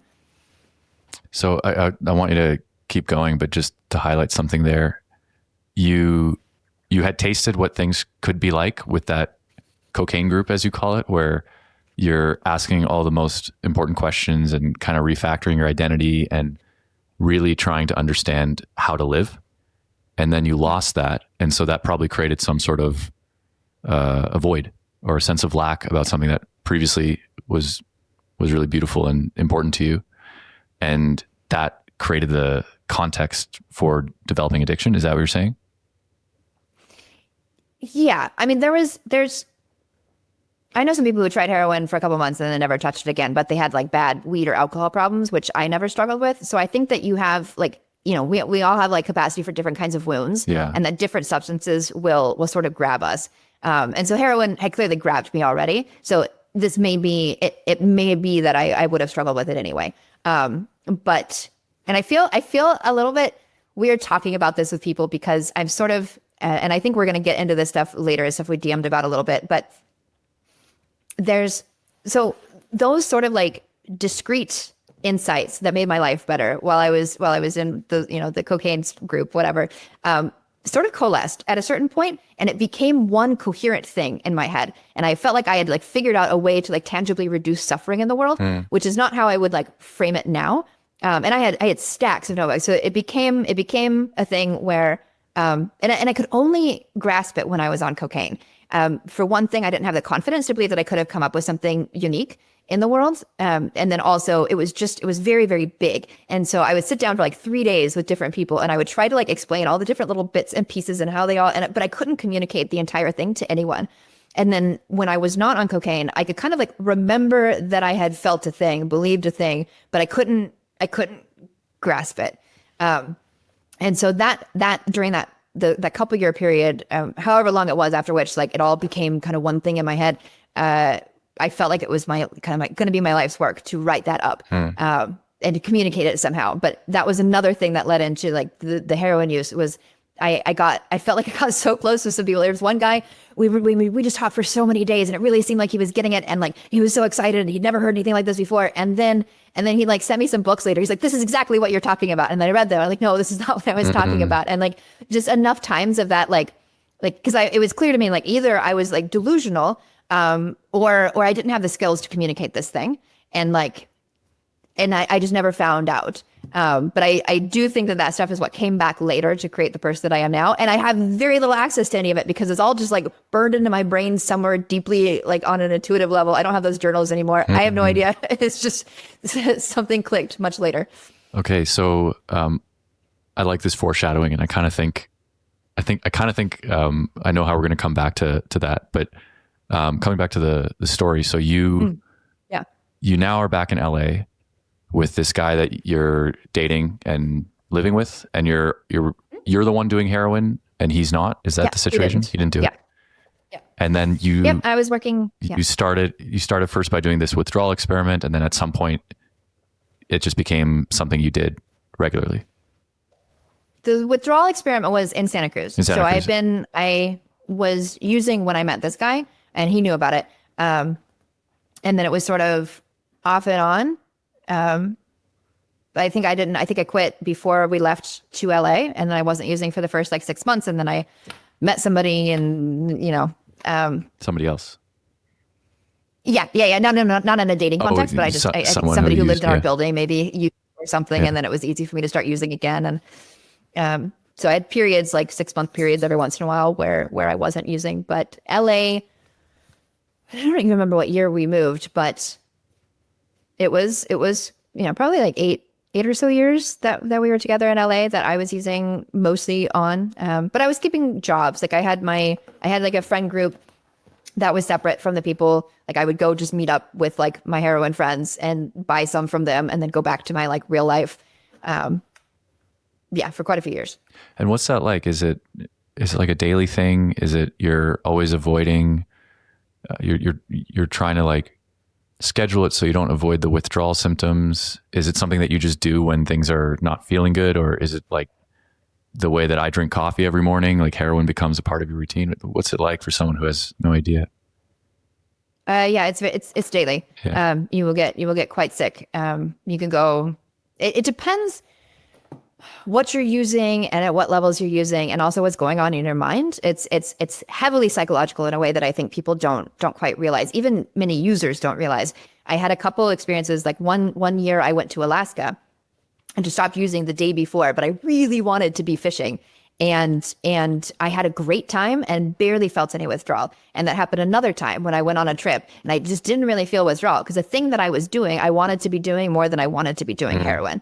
But when you don't want to be quitting, or you're trying to quit because the courts are telling you to, or because your family doesn't want you to, or society doesn't want you to, or whatever, and you have that dissonance there, you will get extreme physical symptoms. And it still kind of boggles my mind how, one time I'll be vomiting up bile for days and shaking and sweating and all these things, and your nose is leaking everywhere. And then that's just not, you're using the same amount, but it just doesn't happen when you're clear on like, actually, I want to be doing something more than I want to be doing this. It's kind of wild. So if you have a clear enough purpose, or the Nietzsche quote, like a strong enough why, it's not only that it gives you the ability to bear the withdrawal, you just don't have the withdrawal symptoms. Yeah. Or very, very mildly, like completely manageably. That's crazy. Yeah. That's like, yeah, it's like, what do you think's going on there? Like your body is responding to the fact that there's something else that is more important. I actually have, I don't know. This is one thing, like I kind of have these like vague hopes of someday being connected with people who research these kinds of things and seeing if I can come up with some kind of like new way of addiction recovery. Yeah. So, okay. I don't know how much detail you want to go into with this 10-year period, but basically you said it was like 10 years where you were using, and then lots of things happened, right? Like you at some point you became homeless. I know you have some pretty wild stories that I've heard you talk about elsewhere, and this is just still before you picked up crystal meth. So, I mean, there's probably a lot you could say here, but what do you think is worth highlighting about that decade? So chronologically, I think I probably left Santa Cruz at 22 or 23 years old. And then my fiance at the time, the guy that I moved to LA with, he broke up with me. I was probably 28. This is a guess, somewhere in there. So it actually, maybe I'm getting my years wrong, the number of years that I was in. I was in LA for quite a while, but that includes the later time. So yeah, I basically just didn't really believe in love before I met him. And then I suddenly met somebody that was worth kind of working through a lot of my issues around commitment and things like that with. And then once I became convinced that love is a thing, then that was the most important thing to me. And my world became very insular. Like I just wanted to hang out with him. I didn't work on improving myself. I was fine just like being at home and watching Netflix or playing video games or whatever, because I was with him. And that was not a sustainable way to navigate a long distance or like a long-term relationship. And I was working at Chipotle. I was just going to work and hanging out with him. I feel like I really didn't do much for those like 6 years or whatever it was before he broke up with me. And then him breaking up with me was what sort of, I think that I had been depressed and I hadn't been aware of it. But that long, slow slide became more of a cliff drop. And I didn't really have, like, we kept sleeping together for a while after he broke up with me, which was a terrible, terrible idea. Wow. Because I thought I was going to spend my life with him, and it came out of left field. We didn't have robust enough communication standards, norms to have like, have any kind of build up for this. And so, yeah, just kind of like got worse in terms of my mental health. And then my housemates that I went to go live with all moved out December 31st of 2016. So 2017, the very first day of 2017, I didn't have a place to live. I didn't have a plan. Just going to like sleep in my car. I wasn't doing very much like future thinking because I was very unhappy. And I woke up that morning, January 1st, with pretty extreme sciatica, which is I mean, it's a kind of like, it's this nerve pain, but I felt it all up and down my body. I couldn't sit up. They got into the hospital and they tried to do a CT scan. I had two people like lifting me up and I was screaming. I've never screamed in pain before. You know, you see the childbirth videos. I didn't really have any like kind of idea of like how bad pain would need to be to scream, but that was screaming level of pain. And so I was unable to work. I had been at Chipotle. I had vacation pay that lasted a month or two. And then that ran out, and it was severe enough pain that it was the first time where I was like, I don't want to be alive anymore if this is going to continue for a very long time. And he moved. He has a son in Portland, so he moved to go be with his son. And I sort of accidentally quit heroin. I'd been using fentanyl at that point for the last like couple of years of my use. You make all these sorts of like decisions when you're using, of like, I had been smoking and I was like, oh, I'm never going to shoot up. You know, only the real junkies shoot up. But then at a certain point, I was like, oh, I can actually use less, because you're wasting all of the material, the drugs when you're smoking. It's getting all over the place. It's like not as efficient. I can save money if I start shooting. And so that was, so started using needles at some point. And then the same thing with fentanyl. It's like you need such a small amount of it. This was before the real bad, like all the fentanyl deaths started happening. But I mean, people I knew did die, but you just such a tiny bit. And then of course your tolerance grows. So you're not actually saving any money. You're just getting yourself in deeper. But so I was staying in my car. My tire fell off around the same time my fentanyl dealer stopped answering his phone. Apparently there'd been a big shootout at his house and he went dark. He was okay. I've talked to him much later, and this is a part where I'm like, I don't even know. There's so much that happened that all seems like. Can you hear the puppy? A little bit, but we can filter it out later. Okay, so sorry. This is very scattered and unprofessional. I apologize. It's real. So we're getting into stuff. Great, raw puppy time. Yeah. So yeah, we're getting into stuff that like I could talk for like quite a while about, and lots of things are relevant, but I'm not sure how relevant. I guess I can keep going with that a little bit. So I started using meth because I remember my dealer had like accidentally given me coke instead of fentanyl one night or something while I was in withdrawal, and it helped. And so I was like, well, maybe if I get some, because everybody has meth on the street, and I had been going to this library to charge my phone while staying in my car, and I knew there were some homeless people there, so I went to befriended them and I got some meth from them, and it did help some. But I was with that guy maybe after a day or two, and somebody rode by on his bike, and it was this pudgy Asian guy with really thick glasses and bad skin, and I fell for him so fucking hard. I thought that I had never met anybody in my life that I had as much in common with. Whoa. And in retrospect, I don't know how much of it was actually true.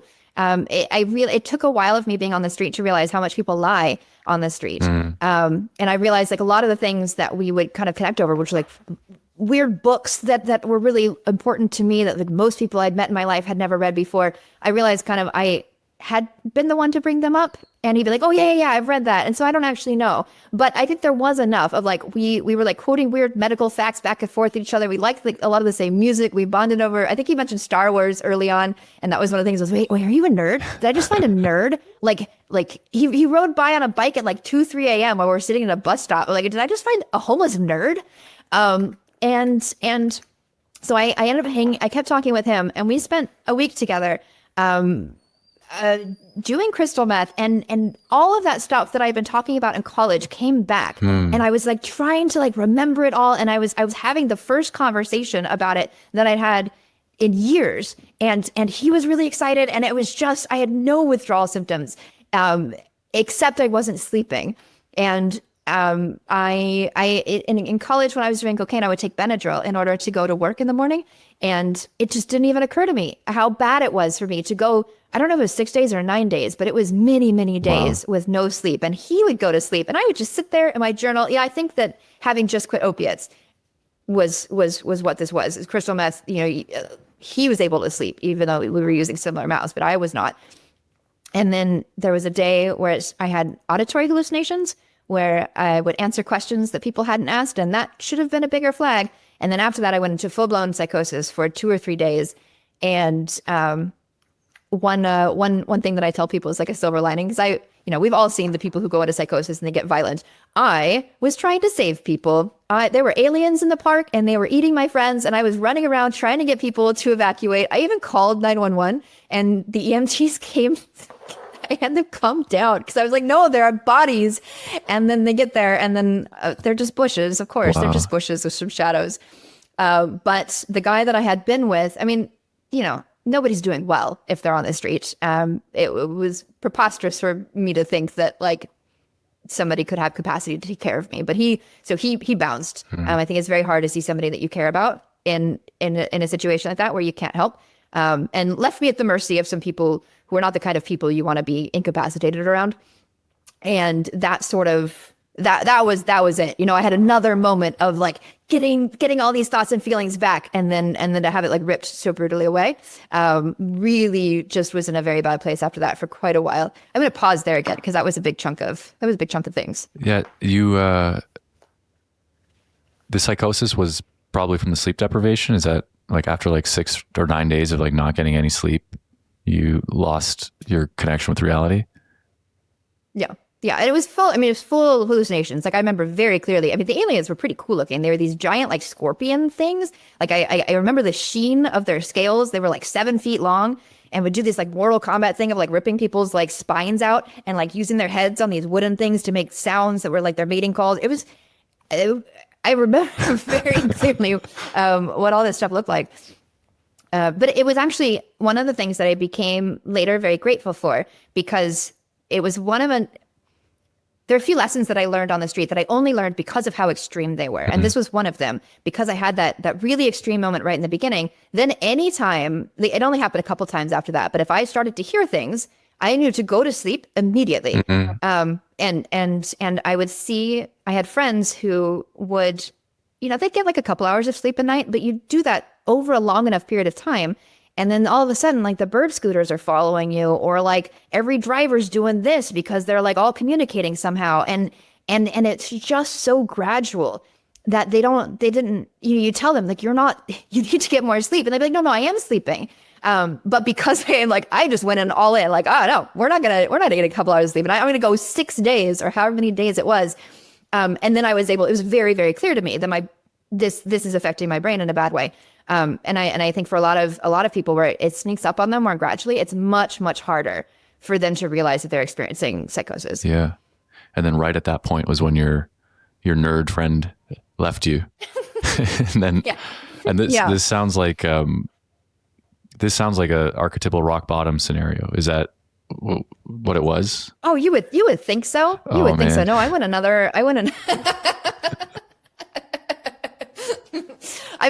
I was just having this conversation in my house recently where the concept of rock bottom was brought up. And I think you can only tell rock bottom and when it's behind you. It's whatever point you bounce back up from. Yeah. So, yeah.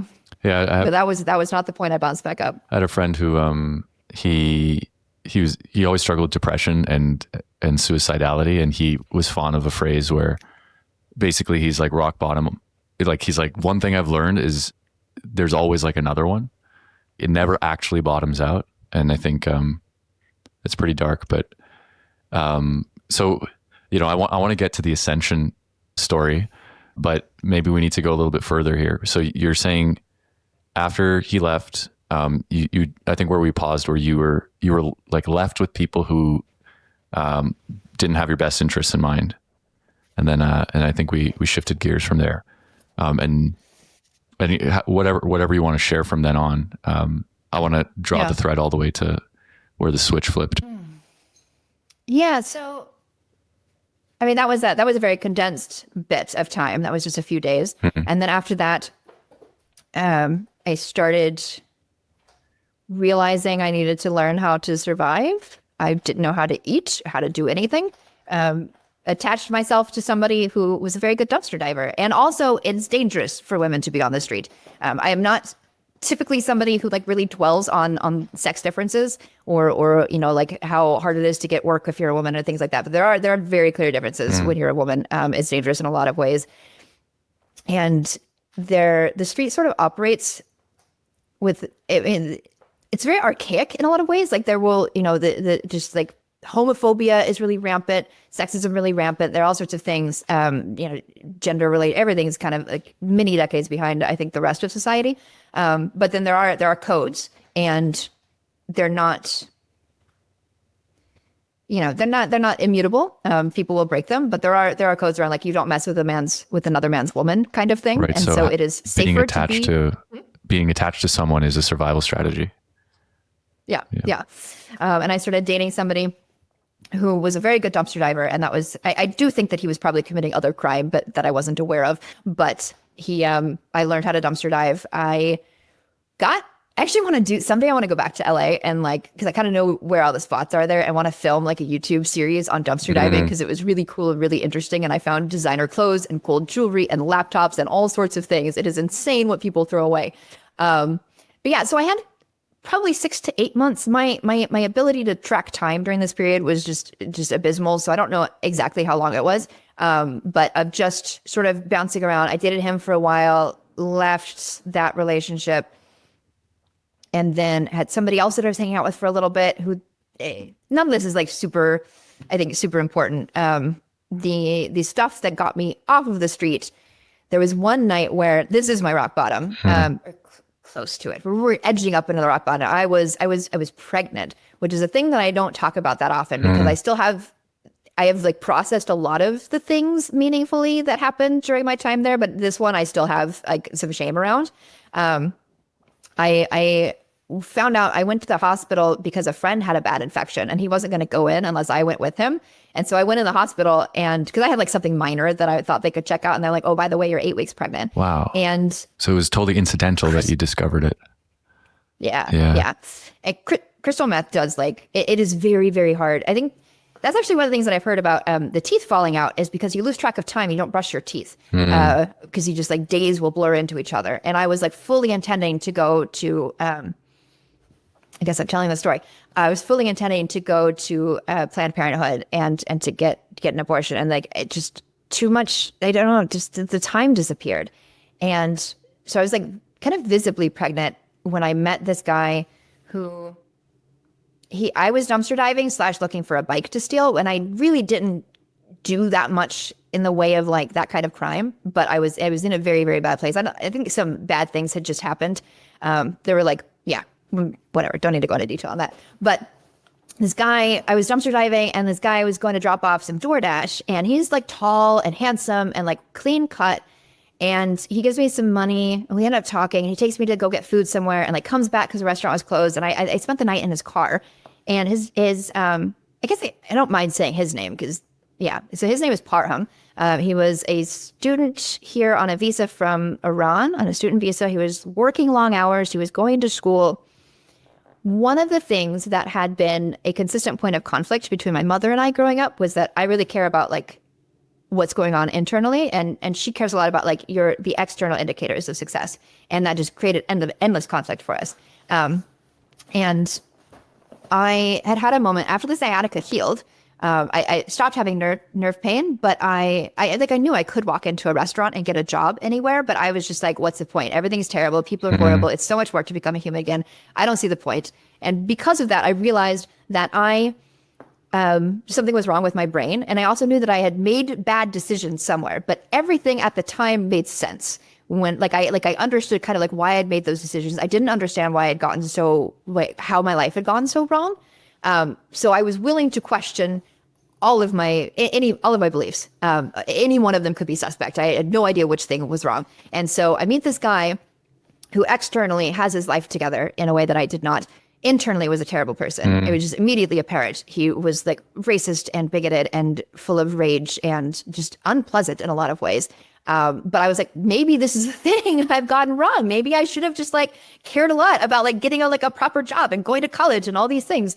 And we had a moment very, very early on where he was telling me, and I don't know, I could go into a lot of detail. Like there's really interesting things that people who are like domestic violence perpetrators, whatever, will do, like almost kind of like there are there's like a handbook that they follow. One of the things early on, we had a couple fights, and I was like, well, what do I need to do to make this work? He's like, well, you would just need to like let me be the dictator and obey me and everything. Wow. And I think that's pretty common. There's like a few other things that I'll get to in a moment, but we had this conversation really early on. He was telling me about this girl they'd had a crush on at a distance, and he had never really talked to her very much, but he finally like told her his feelings, and she just was very dismissive, maybe even didn't respond. And he got really, really upset. And his friends, they went out to a bar. His friends just kept being like, it's just a crush, you'll be fine.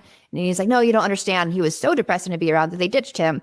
He went outside, smoked 2 packs of cigarettes, and woke up in the hospital. He'd had a heart attack at like 21, Whoa. which again, should have been a flag. I found out later too, through a friend, much later, that he'd put a tracking device up her car. So there were some things going on. But at the time, I was just like, oh my God, like I had an unrequited like crush in high school. Like this person needs me more than I need them. I need to stop being so immature, get my shit together, and become the person this person needs me to be. I have all this trauma I haven't processed yet, and I will do it, but like not right now. Right now, I'm gonna help this person.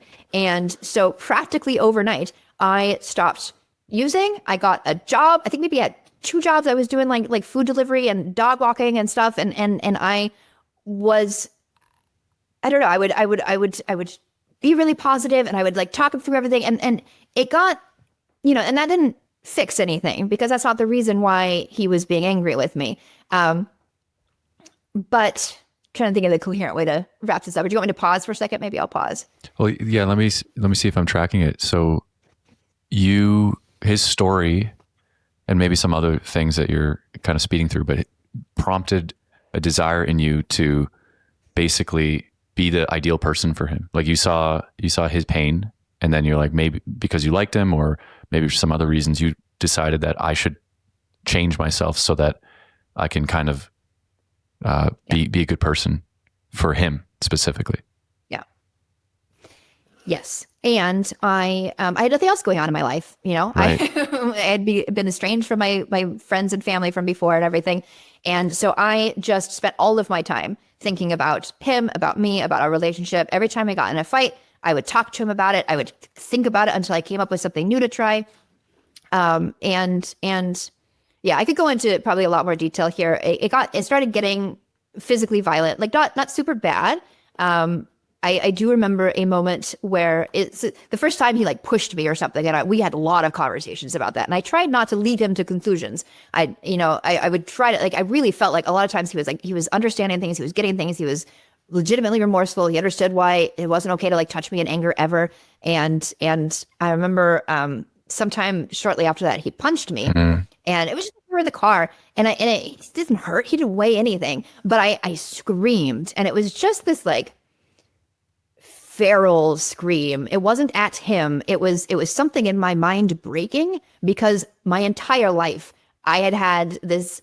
I was a person who would leave if they ever got hit, and that sound was me realizing if he said the right things, I was gonna stay. Wow. And just like that deep belief about myself, like shattering in real time. And I got out of his car. I like ran down the street, and he called me later, and he was so apologetic, and he said all the right things. And then I came back. But after each of these incidents, I'm trying to remember my timelines, because there was a second arc with him much later. But there's some times where this got quite bad. But in this first stretch with him, there came a point at which I was completely out of new things to try. I felt like I had exhausted my entire toolkit. Things hadn't gotten better, and I didn't know anything about domestic violence. I didn't know how dangerous it is to tell people that you are leaving. Every point up to that, when I had been like, I need a break, I need to go take a walk, I am not leaving you, he was still trying to like chase me down. But I was very clear that like, I am not leaving. But this time I was like, I'm leaving. And that was a day like that some people, we were in a parking lot, and at first the argument was like outside his car, and I had some people ask if I needed them to call police. And so now I always wonder when people are like, no, I'm fine. I'm like, are you though? Right. Because he ended up in the car, and he sort of like, he ended up above me, and he was putting his hand over my mouth. So it was like also blocking my nose. And that was sort of like off and on for a number of hours. At one point he had like a pillow over my face. And the next day I had like this bloody patch in my eye, which I always forget the pronunciation of this word, petite, something like that. It's like it burst blood vessels from strain. I had like cut marks in my mouth, and that was when I was kind of like, oh shit, like these are what you see in like crime TV shows when they are like figuring out if somebody was murdered or not. And so I started reading about domestic violence. For the next day and a half, 2 days, I was still in his car, didn't have energy to even go and get food. And I remember one of my friends from the street, like I tried telling him what had happened. He's like, I don't believe it was that bad, because why haven't you left him yet? But I literally I could not move. My brain wasn't working. All I could do was sit there and scroll sort of like articles about domestic violence. And I remember the thing that got me out of his car was this article it was a statistic, I think. It was a study that was done, and it said that if you are the victim of some kind of blocked airway attack, like choking, smothering, strangling, that kind of thing, then you are at the hands of an intimate partner, you are 700% more likely to end up dead at their hands, because it's just the margin of error is so low. If you have somebody beating on you, you can do that for many years, and you might die at some point, but the chances of death are much higher if people are going that far. And that was the moment where I was like, I don't think he's going to kill me, but I'm sure that's what all 700% of those people were telling themselves too. And so then I went off grid. And so literally just reading the statistic gave you the courage or the basis or the argument to yourself to actually do something that previously you couldn't do? Yeah. So it wasn't that I couldn't do it before. It's that I didn't see the urgency. I see. I was in my head. I was like, he's not going to kill me. Like, that's crazy. Right. It's not a thing that's very easy for people to think. Like I think we are sort of, it is much more common for us to like rationalize things and be like, I wasn't really in danger, and like downplay things. Yeah. But it was reading that made me realize, oh, like actually, like I was probably in a lot of danger. And also just like reading all the other stuff on domestic violence, like he just checked every single box. Like there are really easily identifiable patterns to look for when you know anything about it, which I hadn't at that point. So went off grid, and I don't know timeline exactly when it was. It was probably within a few weeks, but I suddenly realized that if I could change myself like that massively. I mean, I stopped spending time with all the people that I had been. I got a job. I like stopped using. I became like chipper. Like my whole demeanor was different. I was like, if I can like, those are really big changes in a very short period of time. If I can do that for somebody else, like I can just do that for me. Mm-hmm. I can figure out what person I want me to be. I need me to be. And then, and it sounds very trite. We're told that from very early ages, like you could be anybody you want to be. But that was the moment where like, that's the moment, you mentioned my happiness switch flipping. That's when that happened. Like all of a sudden it felt like everything was okay and everything was going to be okay. And it still took me another like 6 months to get myself off the street.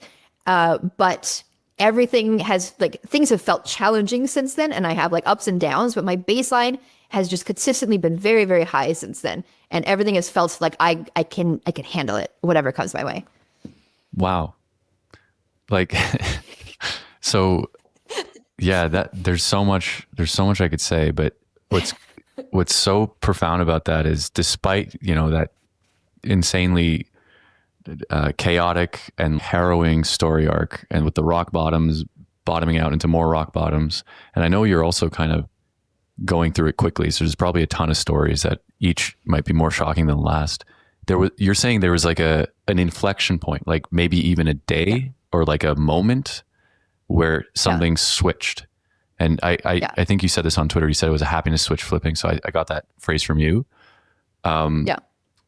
What can you describe what that was like? Do you know what was happening right before that? What happened internally? What's the feeling of that switch? I think that I had registered how momentous of a moment it was. Like I don't remember. Like I do think that it was like there was a week when things were really, really bad, and then within a very short span of time, everything felt different in my brain. But I can't trace it back to like. So moment in time is more like, oh, sometime in this like 2 week period or something. It's not as like clear of like a flash of insight. Yeah, there's two ascension moments in your story, at least the way that you told it today, where you started to kind of orient upwards, and they both seem to involve love or attachment or interest in another person. Would you say that's the case? Like there's something about, or maybe there's even more, because referring to the initial MDMA experience as well, it had to do with friendship, you know, like low key, it's all of the friends we made along the way or whatever. But Yeah. there's something about how in relation to others, you know, because you said the first time you believed in love was with your fiance, and then that actually kind of gave you the motivation to try to stop using, or to like piece yourself back together. And then this second happiness switch also had to do with you trying to be better for someone else. Is that like a fair theme to pull out from this story? Yeah, I think that my fiance is not a good example of this phenomenon, because I could have done much better, and I didn't quit for that. Right. But after that sort of like switch in my brain, I started making better decisions. I was keeping my tent where people couldn't fight it. I was like leaving when people were clearly like untrustworthy. I was just, yeah, I was making smarter decisions. And I would just dumpster dive. I found all the things I needed. I was doing pretty well for somebody who was homeless. And oh, there was something that just came to mind. What was I going to say? Oh, so one just funny street thing is you carry your most prized possessions in your backpack. You know, so the guy that I first dated, the dumpster diver, he would have power banks and jewelry and all the expensive things there. And my backpack was an assortment of scarves and cat food, because it made me feel so much better to pet cats. And I kept having people be like, why don't you just get a cat, Brooke? Like, I knew a homeless lady who had a cat. And I was like, no way. Like, I cannot take care of myself. There's no way I could take care of a cat. But after this switch flipped, I was like, I can take care of myself now. I should get a cat, which I should not have. I mean, he's with me now. He's here at my parents' house with me. He's doing well, but I did go get a cat. And so I went a few times to shelters and met a bunch of, and you know, kittens are always cute, but there's one kitten, it was a little gray thing, and it was shivering, visibly shaking, but he still went and smelled everything in the room. And I was just like, that is real courage. You know, it's not feeling fear, it's feeling fear and still going out to explore anyway. And I just felt an instant connection with this cat, and I ended up adopting him. And at this point in time, so I'd gone off grid. And it was really just like personally annoying to me, because I worked to avoid the sort of paranoia that I saw a lot of my friends who use crystal meth experience. You know, I would think about like, things my brain was doing. I would, okay, that's not real, not going to do that. And then Parham stalked me after I managed to leave. I was like, I would go find a place where I hadn't been staying for a while, and people would be like, he was just here, or like I'd see his car places. He actually was following me, so it was really annoying, because it was like, it's not even sometimes paranoia. they really are just following you. Yeah, and there was a guy. And this is just color, but there was a guy named Angel who was a member of MS-13 who was horrible to me, did very bad things. And then there was a guy named Demon who was crazy, but was such a sweetheart. And Demon like was staying at this spot that I was at, and Parham came when I wasn't there. And I found out much later from somebody else that Demon had clocked him over the head with a steel pipe and wound up going to jail for like 6 months. Oh my God. Which is not how I would have asked him to deal with it, but it was like very sweet that people were looking out for me. So I went pretty far away, and then Parham ended up going and befriending people that I was friends with and would send food to me through them. But at this point I was like, I'm not going to fall back in with this guy. So like, you know, but you know, I thought that I was okay just talking to him and just being like, no, this is never going to happen again. And then I got the cat, and I was staying in a building that was run by 18th Street. Sometimes gangs will like operate squats, and then you're supposed to pay them taxes. I was not paying my taxes, so this is probably my fault, but all of my stuff got stolen. Everything went horribly wrong. Whoa. And I had this cat. And so that's how I wound up back in Parham's car. And I was very explicit, like, we're not dating, but like I need this cat to have a place to live. I'm just going to grab this puppy and put her on my lap because she's crying. Yeah. We're going to sit here. She's getting jealous about the cat story. Yeah, maybe. So, and I was only in his car for maybe a month, but it was, I mean, things just went really bad really fast. He was like much worse than it had been before. And I became clear to me that my life wasn't just in danger, but my cat's life was in danger. Like we had one argument where he kind of like twisted my neck, threw me down, and like had me behind a seat. And then I got out of the car, and he held the cat up to like the open window. and the cat was just crying. And so at that point I was like, well, I need to, like, if I'm going to be able to take Pico away from him, I have to pretend like everything's okay. And so I spent a couple weeks just being very agreeable, very friendly. Oh no, everything's great. Like we can date again, and trying to earn his trust. And then I called. ASPCA has a program where they will take in pets of people who are victims of domestic violence while they're looking for shelter. And so they actually Ubered me down from LA. I like escaped his car with the cat and my backpack and left a phone there because I had been trying to like get root access on phones just as a fun thing to try when I found them in dumpsters. And there was a phone there that was logged into my Gmail account. So I have no access to photos from any of my 20s because he tried to find me and was trying to like find my location. I feel like I'm not telling the story very coherently, just like little bits and pieces, but went down to Long Beach, spent, I don't know, a week and a half trying to find a shelter. And they took my cat and they said, you can't even come see him again until you have housing because it's really distressing for them. And I would call shelters and they'd be like, are you in danger right now? And he would be like actively taking over my Google account to try to track my location, but he was in LA. And I was just like, well, no, not at this moment. Like, no one's here right now, but he's trying to find me. But I was doing a really bad job of like explaining how bad my situation was and couldn't find shelter. And sometime at this point, I found Pico's the cat's name. I found his paperwork where when I'd first gotten there, he was purring all the time. And I would joke to people that he was just that happy to not be in a shelter. And looking at his paperwork, like that was actually true. He'd been brought in when he was a couple days old. He was a little over a month when I got him. And the entire month is just a litany of like, kitten is depressed, kitten will not eat, foster family brought kitten back, kitten is vomiting. It was just so sad. And I had never seen that part of him. And I had a moment where I looked at this stuff and I realized I put him back in another shelter. And I broke. I was talking to my ex-fiance on the phone and I've never heard him sound that sad. I think he thought I was not coming back from that. And I just sobbed for a while. And then I realized I had to get back in contact with my parents because that was the only way that I could save my cat. And so I called my dad for the first time in like 2 years, told him everything that happened. And my dad came and picked me up within a day or two. So that is my other story of the big inflection moment. That's the other inflection point, basically realizing that for the cat's sake, you had to get your life in order. Yeah. So what do you make of this? Like, I'll share like a stat that I once heard that people are way more compliant with giving their pets their veterinary medicine than they are with taking their own medicine. Like it's much, like weirdly, it's easier to show care for something other than you than it is to show care for yourself. But what do you make of this? The fact that the cat, these like ex-partners were almost bootstrapping your capacity to show care for yourself. Yeah, I mean, I think that's very real, and I don't know how to replicate it in other people. Like, it's not something you can just be like, oh, go care about somebody. Like, it's not how it works.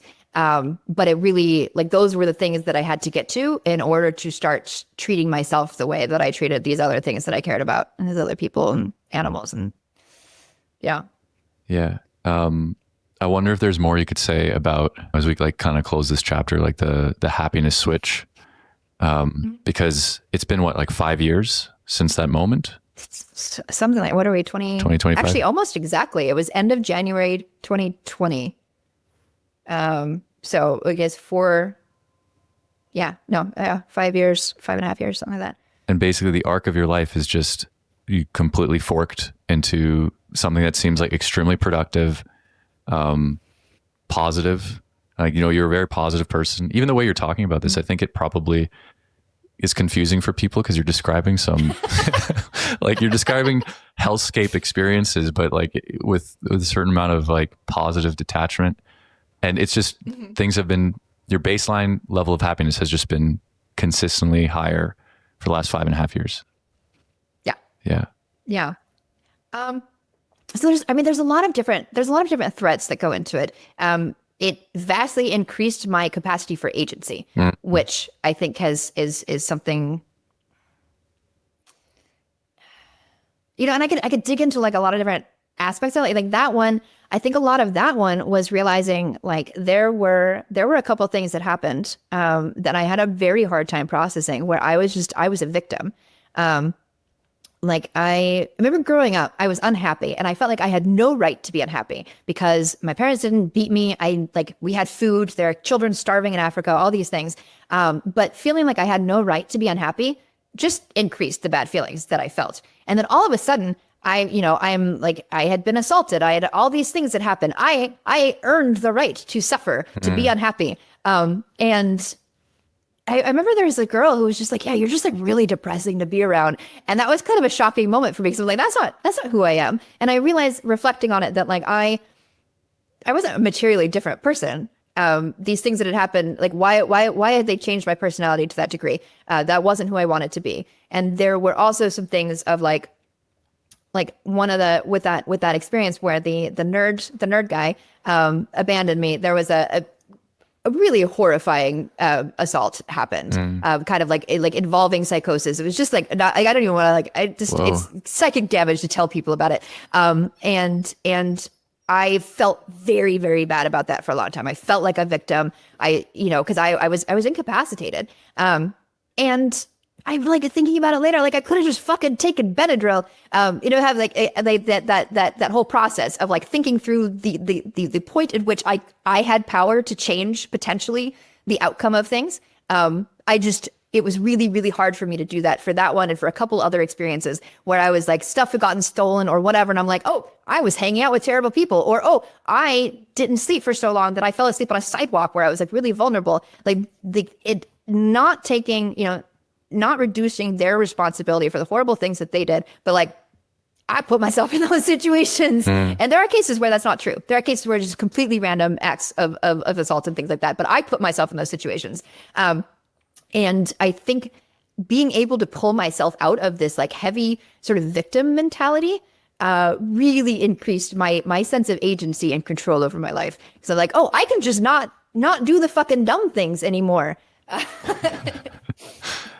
Yeah, I think what's kind of, everybody wants to be more agentic. It's kind of a meme and stuff. And, you can just do things is a tagline we talked about earlier.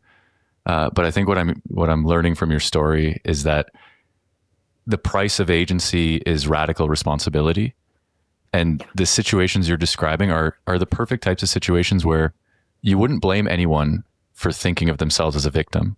Like like there are things outside of your control that are happening to you. There are people who are doing bad things to you, right? So it's very easy to relinquish responsibility in those moments. And it sounds like you did the really difficult, courageous thing of auditing all these moments and then figuring out what was within your circle of control. What could you have done differently?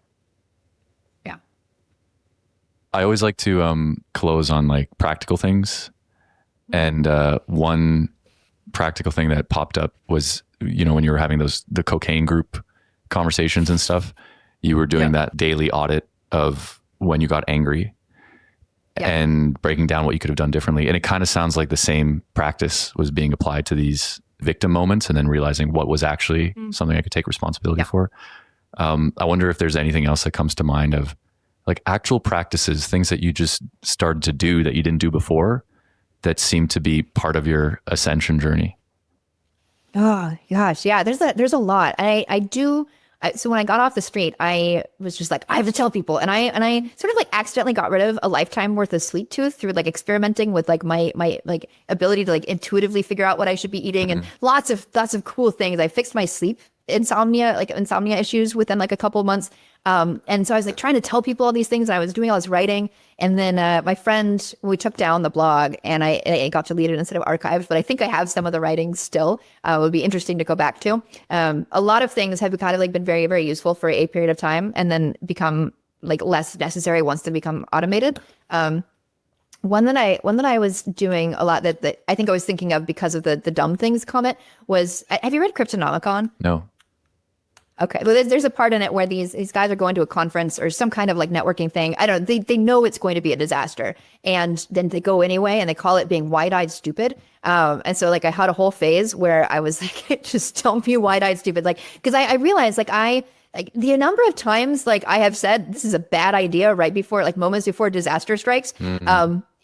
It's just a lot of, and that was a theme throughout, like sort of processing what happened with Parham and everything, was like, I can't even say like I didn't know. Like, yeah, I didn't know about domestic violence, but like I noticed every single weird thing that he did, and just didn't put enough importance on it. And so one thing that I made a, and sort of like less active about it now, but it's still a practice. It's just like, if I notice a thing, think about it. If I have a thought like, oh, this is probably a bad idea. Whoa, maybe pause. Maybe don't do the thing. And that one was really, really powerful because it's like so many things fall under that. It's like staying up late and scrolling our phone can be an example of that. You know, it's just tons of things. Yeah, I'm sure there's like a lot more. I'm excited for the process of writing a memoir because I think it will force me to like dig into a lot of these in more detail. But yeah, so tell people about that. I know you're working on some new projects this year, and there's some stuff in 2025, and one of them is a memoir. So what's going on there? Yeah. I mean, it's something where like I hesitate. I'm almost talking about it publicly as much to motivate me to actually start. I got as far as like doing some thought dumping, and I'm working with a public speaking coach. And so she's having me kind of go over some of my stories in some of the video homework that I've been doing. But yeah, it might be a little bit too soon to announce this also, but I think that there's a pretty good chance that Yassine Mescout and I will co-author one, which I think would be really, really interesting. He's a public defender, writes for, I think he's got I forgot what his Substack is called, Mott and Bailey. So he's coming from, we did a talk one time, a joint talk at Vibecamp, where it was called Both Sides of the Fence, although someone suggested that a better title might have been the public defender and public offender. But I think that could be a really interesting pairing of perspectives to weave together. He's almost done writing his memoir right now, and so has done kind of like a lot of the ground work from the ground level of like working with a book coach to figure out how to have coherent themes and things like that. So I'm excited about potentially working with him on that. And I think that I would like the memoir to be kind of a foundation for next steps, which, you know, maybe that's working with people who understand trauma or addiction, you know, researchers who actually know what's going on in the brain, to see if there are lessons that can be taken from my life to build new ways of thinking about healing. Brooke, thank you so much for your openness and for sharing these stories and your insights. And I really appreciate the deep curiosity you have about your own experience. You're like studying your inner world as you have them. And I think that allows you to pull out such beautiful insights that are gifts for other people. No, this is really lovely. I really appreciate you've asked questions from angles. You know, I've told kind of like versions of this story a few times on podcasts, and you've asked questions from angles that were unexpected. And I appreciate that. This was a lovely conversation.